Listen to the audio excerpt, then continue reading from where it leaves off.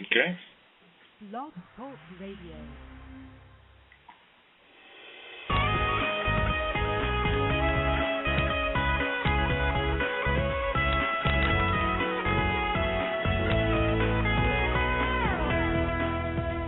Hello, I'm Brian Carrington, and you're listening to Call Talk for November 16th, 2011. Today's topic is Voice User Interface, or VUI for short, and the Latino Caller. Today we'll talk about the continuously emerging caller base of Spanish-speaking clients. Now, if you're listening live, I want to invite you to be a part of the show and ask us questions, and here's how you can do it. It's easy. Just email me at brian@benchmarkportal.com. That's spelled out BRIAN at benchmarkportal.com. Or you can chat with us right at our website at benchmarkportal.com if you're listening live there. Now, if you're listening on the phone or just close to one, feel free to call into the following number where then you can ask your questions live. That number is 347-857-3117. But make sure to press the number 1 on your phone to let me know you have a question, and I'll do my best to get you in. Also, our guest speaker today, Sondra Ahlen, has agreed to provide the first 5 people who ask a question on the show via email or phone a hard copy of her article titled, "Are You Listening to Your Spanish Speakers?" Her Spanish speakers say addresses and how they're said in the U.S. Also, one of those winners will be chosen at random to receive a complimentary in-depth reality check benchmark report as well. And that's a $1,500 value and includes a 1-hour conference call with one of our Benchmark Portal auditors. Now, I want to remind everyone that all of our shows are archived and available to listen to at calltalk.tv any time of the day right on our website at benchmarkportal.com. Now, I would like to introduce the host of Call Talk, Bruce Belfiore. Muchas gracias, Brian, and welcome back to Call Talk, everyone. I'd like to wish you an early happy Thanksgiving to all of the U.S. listeners on the call today. So today's topic is Voice User Interface and the Latino Caller, the continuously emerging caller base of Spanish-speaking clients. And we brought in a real expert on the topic for you, Sondra Ahlen. And Sondra is the principal consultant and owner of Savic, a voice user interface professional services firm, very specialized, and her mission is to improve customer service and return on investment through voice and web applications with a special focus on the U.S. Latino community. With 20 years computers and linguistics experience, she has designed, translated, and tuned customer service applications across a broad range of industry verticals. Sondra is a member of the Association of Voice Interaction Design. She's a frequent speaker at the Speech Tech Annual Conference and a co-author of a feature article in the Harvard Journal of Hispanic Policy. So, hola, Sondra. Hola, Bruce. ¿Cómo estás? Yo estoy bien. Gracias. Muy bien.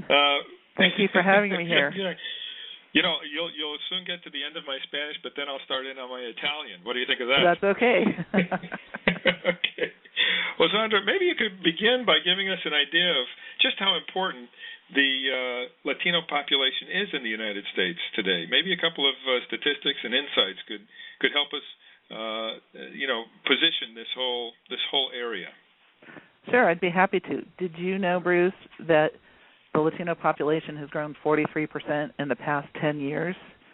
So in 2000, we had 35 million Hispanics, and in the year 2010, in the census that we just went through, we had 50 million Hispanics in the United States. So it's now 16.3% of the U.S. population. Mm-hmm. So it's not just more Spanish speakers, but people are speaking English and Spanish. So most of the Hispanics in the U.S. are bilingual. So I'm looking forward to talking about customer satisfaction today. Yes, absolutely, and certainly living in Southern California, where I do, there's a lot of evidence of that, and certainly very vital Spanish-speaking population here that really are very important customers for many of our groups. But so it's a huge market. How did you come to focus on Spanish phone applications in your career?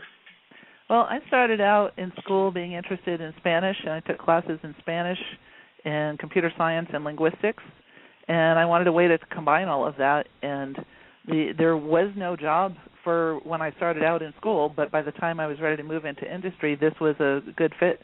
Combined those fields and gave me a way to make the systems better and provide a better customer experience. Mm-hmm. That's just great. And what do you see as some current best practices in bilingual customer service? Well, one of the big things is that it's not just a matter of translating the automated phone systems from English to Spanish, and it's not just a matter of offering Spanish agents, but what we're really looking at is this situation where a lot of people are bilingual, and so they speak both languages, so we have to understand that. So it's a matter of making sure that we have bilingual agents in the call centers, and that means even adding bilingual monitors. People with, your call is monitored for quality assurance. Those people need to be able to listen in on the calls and understand what's going on as well. Absolutely, really. So you have to have sort of a matching of the quality controls you have for the English side on the Spanish side as well. That's exactly right. Yeah. Right, and I'm sure that's even true if you outsource some of those calls. I mean, you should have a way of controlling how good the quality is on those calls. Yeah, whatever your process is on the English side, you want to have that same quality of process available on the Spanish side as well. And the big challenge here is it's not just necessarily one language, that you have some people that in the middle of a call, they're going to switch languages. And in our automated phone systems, there are some limited cases where that comes in, and so we can design our systems to be mostly in Spanish, but include some few key areas that include English. But when it comes to agents, we need to be aware also that there are a lot of people who really are switching between both languages. Mm-hmm. Okay, no, it's important to know, and actually, as we all know, there's the press 1 for English, press 2 for Spanish on many of the IVRs that we listen into. Well, let me just ask you: you have a lot of experience with regard to the whole IVR area. How do bilingual IVRs benefit call centers? And if you could also mention how do we improve profitability by proper use of those? Sure. So the main benefit of adding another language, a second language or more languages to an IVR is to make that system accessible to more customers. So in the case of the United States, we have a very large percentage of Spanish speakers. Maybe half of the Hispanics in the U.S. only speak Spanish. That was the statistic we saw in the year 2000. And this is $1 trillion market, so you really can increase profitability in your organization by catering to this market. And that's an interesting statistic, $1 trillion market. Remember that old expression, a billion here, a billion there, pretty soon you're talking real money? Well, that's right. We've got some real money here. Market. Yeah, oh, that is, wow. Well, and I guess there's something on the opposite side, too. That is the cost of poor customer service for this very large population. Oh, absolutely. And it's not just for this population, but in general, what we know is that companies lose a lot of money due to poor customer service. So the job that call center managers are doing is very important, and we want to make sure that we're taking into account the needs of the user. One statistic from Genesis Lab says that $83 billion per year are lost to U.S. companies due to poor customer service. So that's a huge impact. Another thing that we know, and this is from another study done in 2006, this was a study of underbanked Latinos. 37% of Latinos switched bank due to poor customer service, and that's compared to 18% of non-Latinos. So Latinos, there seems to be a trend that if the quality of service is not good, they're going to switch banks. And it costs a lot more to get a new customer than it does to keep a customer. So I say take some of the marketing dollars that we're spending on reaching out to the Hispanic market, put that on the customer service side. Let's fund what we need to get good quality service, and that'll make the businesses more profitable. Okay, no, that's important insights there, and perhaps a takeaway for some of the people listening to the show. Yeah. And because tell me about what you found in terms of adding, the Spanish language capability to a call center? Let's say there's somebody listening today that has been thinking about it, trying to convince their senior management to do something. What are some of the issues that they should sort of bring to the fore and perhaps bring to their management? Sure. Well, so one of the things, let me talk about a couple of statistics first. So I've done a couple surveys. One was when the California Hispanic Chambers of Commerce, and we'll talk about that one, if we have a chance later on in the show. But we also did a survey of some of the call center managers who listen into Call Talk. And what we found is 78% have bilingual agents in their organization, and 40% have bilingual IVRs. And one of the things that I've found is it costs a lot because you have to do the same level of quality in order to do a good job. It costs a lot to add Spanish compared to the number of people that are using it. So, one estimate I have is you might have 5 to 6% of your caller base using a Spanish application if you're doing a general application in the U.S. Well, so it's hard to justify spending all the money to do a system twice and then only get 5%. But there are ways that we can improve the return on investment, that improve the benefits that we're going to get and reduce the costs. So one of the things we can look at is maybe offering the Spanish application only in touch tone. That can save some money.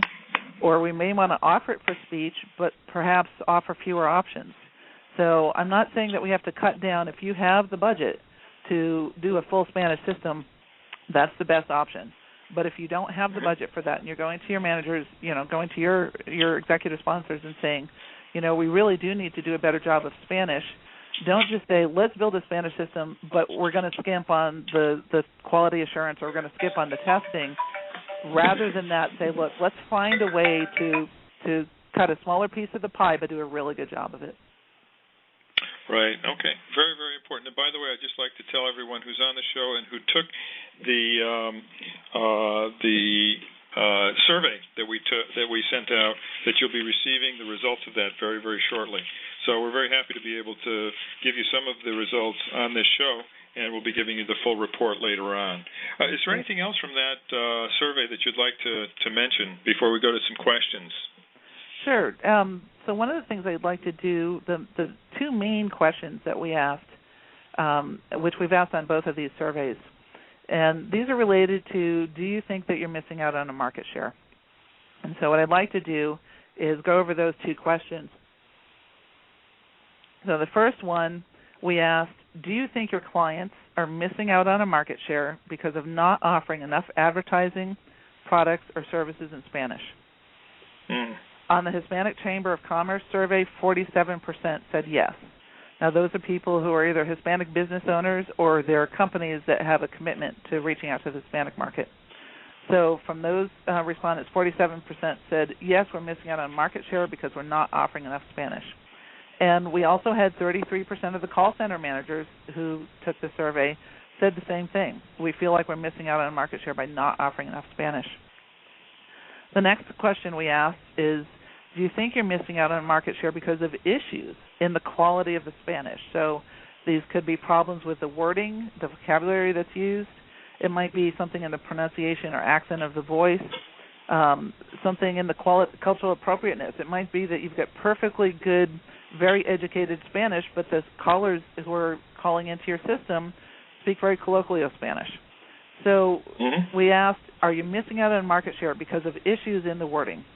And 26% of the California Hispanic Chamber of Commerce respondents said, yes, we're missing out on a market share because of issues. 20% of the call center managers agreed. So that's a big deal right there. So that's a huge takeaway for people who are on the show today or listening to the show, that really there could be some major opportunities that could be cashed in on, that could be picked up if, in fact, they were to address this huge market sector in a more organized and a better fashion. That's exactly right. And that goes back to what I was saying a moment ago. I think it's really important to look at the connection between marketing and customer service, especially with the Latino market. That think of customer service as a selling point. I see sometimes on TV when I'm watching ads, every once in a while I see an ad for a company. It might be an insurance agent or a bank or something. and they're advertising on the Spanish language radio television stations that they offer customer service in the language that you speak, English or Spanish, whatever you choose. And they do a good job of the ad, and people end up going with that company. Mm-hmm.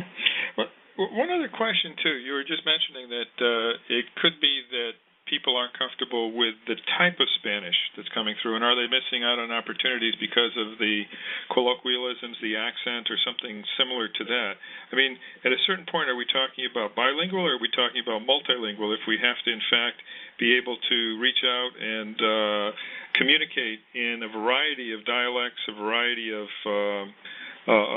sub-languages, if you were? Is that a concern for people, or is that sort of something that's too sophisticated and not worth worrying about right now? No, it's actually a big concern because we have people coming from many different countries that make up the Hispanic population in the United States.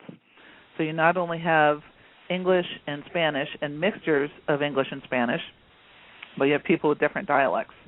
And so one of the things that we can do is try to find a neutral dialect, something that people from all of the different Spanish-speaking countries understand, that's a clear dialect and that makes sense to people. One of the things we found in our Hispanic Chamber of Commerce survey was 14% of the Hispanics who responded said they would use Spanish more often in an automated phone system if they liked the voice of the system better. That was the biggest factor that said would change their minds.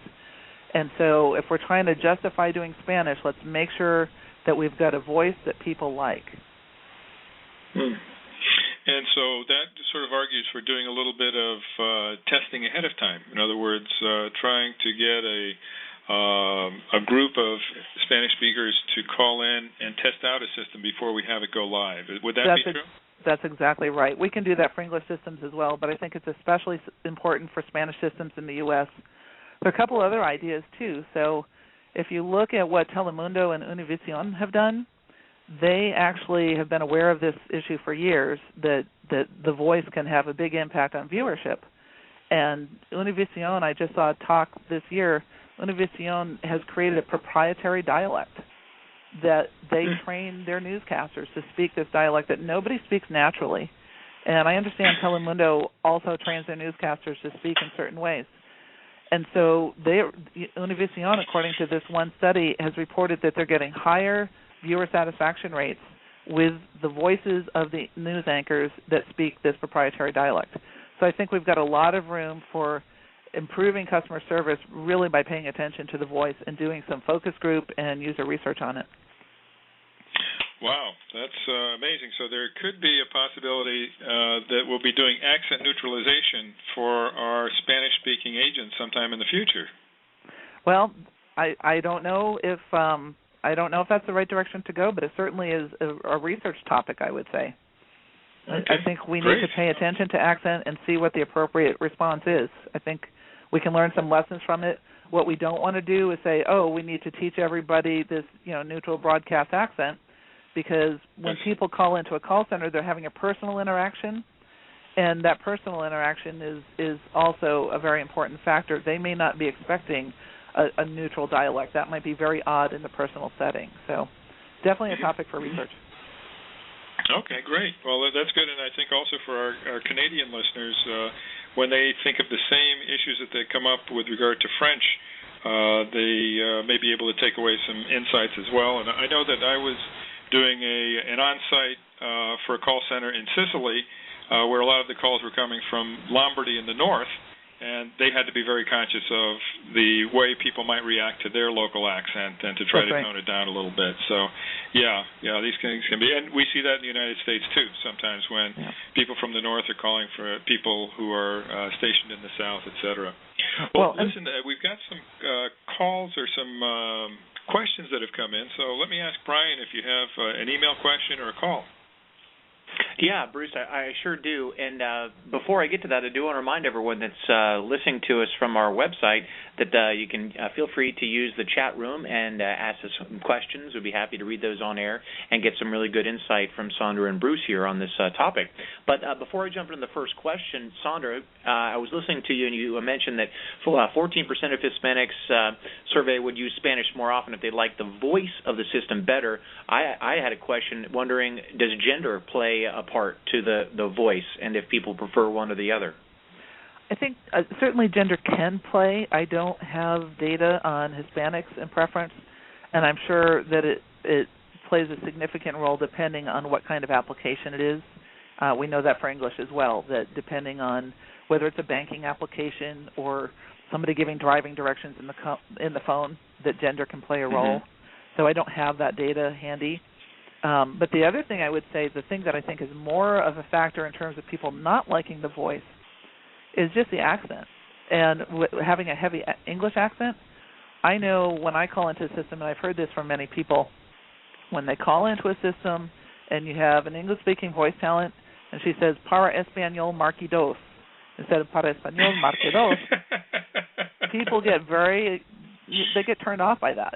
It's not fun to listen to, and they feel like the company doesn't care about them as a caller. The company didn't spend any time to give a welcoming message. So that's definitely I was turned off by it too. I agree. Exactly. You know, when you get somebody who says "Como estás, y'all," maybe that just doesn't work. Just doesn't work. Well, if it's all in fun and it's not in the professional context of really trying to give the interaction somebody would expect, then that's one thing. But right. Good. Okay. Well, thank you for that question and answer there. We have a couple in the email, and I wanted to pick this one first because it's more of a general question. And speaking, as you have already, at how important customer service is with the Latino market, this one comes from Nelson, and he asks, what's the best way to improve customer satisfaction among Latinos? Well, Nelson, thank you for that question. That's a really good question. One of the things I would like to say is, you mentioned customer satisfaction. We need to look not only at customer satisfaction but also customer loyalty, because that's really where our bottom line dollars come in, is keeping the customers. So there's an article in the Harvard Business Review that says that customer effectiveness is more important than customer satisfaction when it comes to customer loyalty. So let me describe a little bit about customer effectiveness. Customer effectiveness means the ability for the person who's calling in to get the job done. And everybody here on the phone, we all work in our industries, but also, we're on the phone saying, hey, my TV's broken or whatever it is. People call in, they've got an issue to solve. So one of the ways to keep customers satisfied and the thing to really measure is how effective are people at getting their goal accomplished. What we know from Latinos is customer effectiveness is important, but there's also this idea that feeling part of a community and getting personal attention is also very important. So we want to look at ways to build a sense of community and have that personal contact. In the Latino community, it's called building confianza or building confidence. And so you have small talk and things like that. So really it's a matter of paying attention to the Latino market, understanding that it's not just everybody's the same, everybody speaks the same Spanish, and they all have the same idea. We're talking about individuals and really paying attention to doing some user research and finding out what the needs of the customers are. Mm-hmm. Well, I think a lot of really good points there. And the whole business of trying to find out what the connections are between customer satisfaction, customer effectiveness, customer loyalty, Net Promoter Score, all of these are really ways of making sure that those customers feel a connection to us and are willing to give us business in the future. And I think the word confianza is really a great word because it indicates that sense of personal, intimacy with the company, so that they feel that they are being properly addressed and both their issues and themselves as people are being properly addressed. So that's those right. are great issues. Yeah, great points. Brian, do we have another one? Sure. Okay. This next one comes from Catherine, and she asks, what other challenges do you have in Spanish apps in the U.S.? Okay, so what other challenges do we have for Spanish apps in the U.S.? I would say the main challenge we have is really understanding who we're designing the systems for. So in a lot of the research I've been doing the past couple of years, it turns out we need to really pay attention. Are we looking at recent immigrants, people who have come into the United States recently? They speak mostly Spanish, because if we're deploying a Spanish application, if somebody is bilingual and speaks mostly English, they may not even use the Spanish application, so we don't need to design for them as much. So part of it is just understanding. Is it the recent immigrants that are our target audience, or do we have a large population of second and third generation Hispanics, and they're bilingual and they're mostly speaking English, but maybe they want to speak Spanish as well? And so that's part of it, is just to pay attention to who our callers are. Another challenge that we have is just there are different aspects related to the design of the applications. So, for instance, how we offer Spanish. Do we say for English press 1 or for Spanish marque dos, or press 2? Do we make a different phone number? What vocabulary do we use? What are some of the different options that we have? So those are some of the things that we want to look at. And then I think the other big challenge is making sure that we have consistency of the language. I was at a call center one time and asking agents what some of their pain points were, what some of the issues were. And one agent said, we have all these people who call in, they only speak Spanish, and they were supposed to go to our credit card company's IVR, and it offered Spanish, but it made that offer in English. It said for Spanish, press 2, and people don't know English well enough in order to press the 2, so we get their calls. So you've got extra transfers going on that are unnecessary, and that agent can't help the person because the other system's supposed to be handling it. So making sure that interaction is consistent in Spanish all the way through. You know, the whole idea of having it tailored to your audience is so important. I know that when we deal with, for instance, companies that are involved with AARP, we want to make sure that they are, gearing their whole system for people who are a bit older. What you're saying is that there are different groups among the Spanish-speaking population, and that some of them are recent immigrants, some of them are several generations here, there are different dialects, etc. At this point, I've never been on an IVR that's actually tried to split out the Spanish market. I mean, theoretically, you could have, if you know that you have a very large Mexican population on the one hand and, say, a very large Colombian population on the other, for wherever you are located, you could theoretically have a different, a 2 and a 3 for the two different populations if you wanted to. But I don't know if anyone has ever done that. Have you ever seen that actually done? Well, we could do the same in English, too. We've got different dialects in English. We have people who are of different age groups. If you have an application for Medicare, that's going to be different than an application for prepaid phones, for instance, although there may be some overlap. We've got people who speak, a Boston accent. We've got people in the southeastern U.S. We've got people from the West.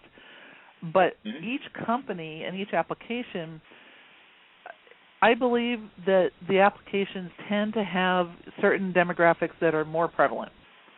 And so, for instance, if you've got an application in Spanish that's being deployed across the entire United States, then you might design it one way. But if you've got an application that's a banking application for a bank in the southwestern United States, and some of my clients have been in that situation, or a utility. We did the paper that we're offering for callers to call in talks about how people say their addresses in the U.S., and that was a utility in New Mexico. And in that situation, you know that you've got mostly callers who are of Mexican descent rather than some of the other countries, and so you might choose a different voice. You might have some different characteristics. Okay. Yeah, very good. Well, Brian, do we have any other questions coming in now? Yeah, I've got another one. Actually, two, but now just to get it in, because I think you guys have already kind of answered this. This comes from Tia, And the question is, what dialect of Spanish is best for use for customer support? But Sondra, you probably let's clarify that one just for Tia. Sure. We talked about it a little bit to try to find a neutral dialect. There are the two main dialects that I've seen used for these applications in the United States.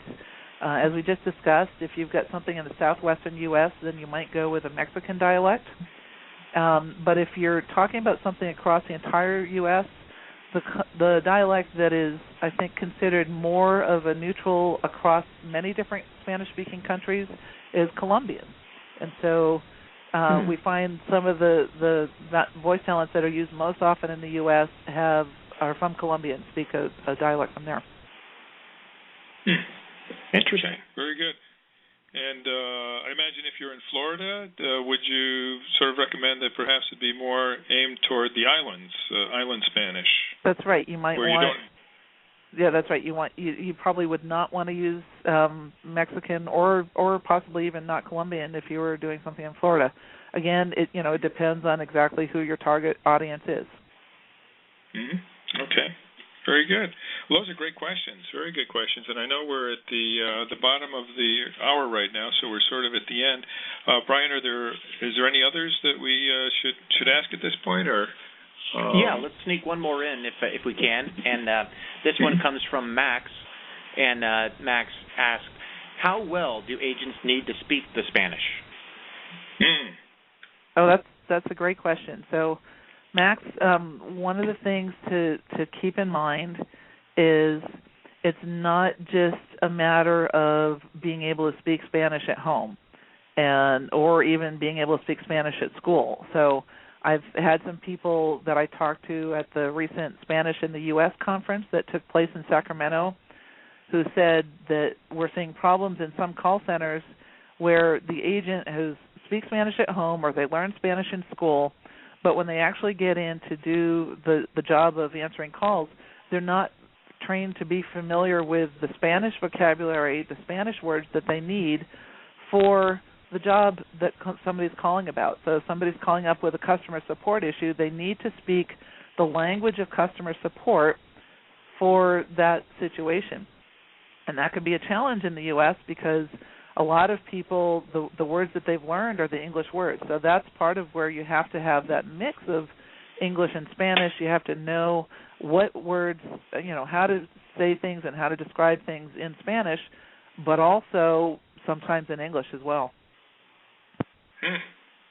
Very interesting. Okay. Well, listen, this is really, I think we've just scratched the surface on a very, very interesting area.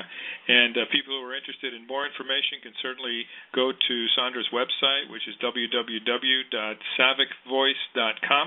And a lot of interesting things are going to be done, I'm sure, in the future. And Sondra, perhaps we can collaborate on some more research as we go forward. So I want to thank you very much for being here today and for sharing your insights. And I'd like to also thank everyone who is in the audience today. So with that, back over to Brian. You, okay.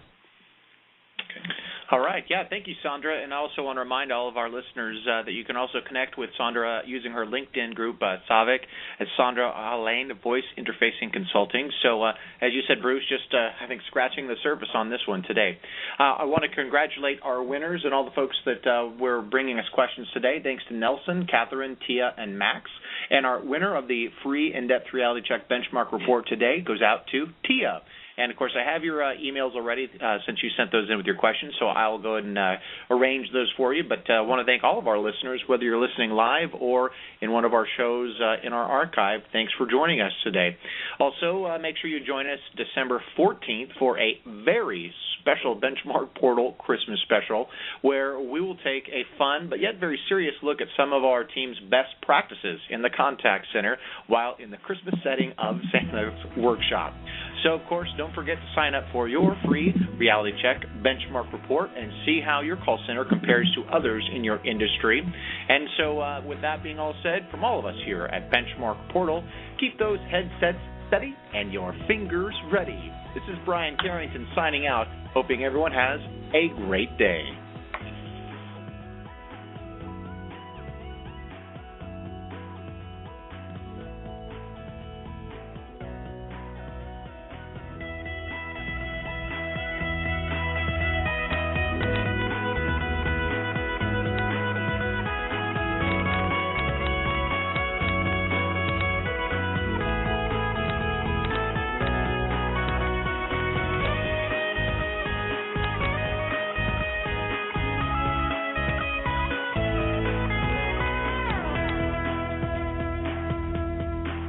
Take care, everyone. Bye-bye.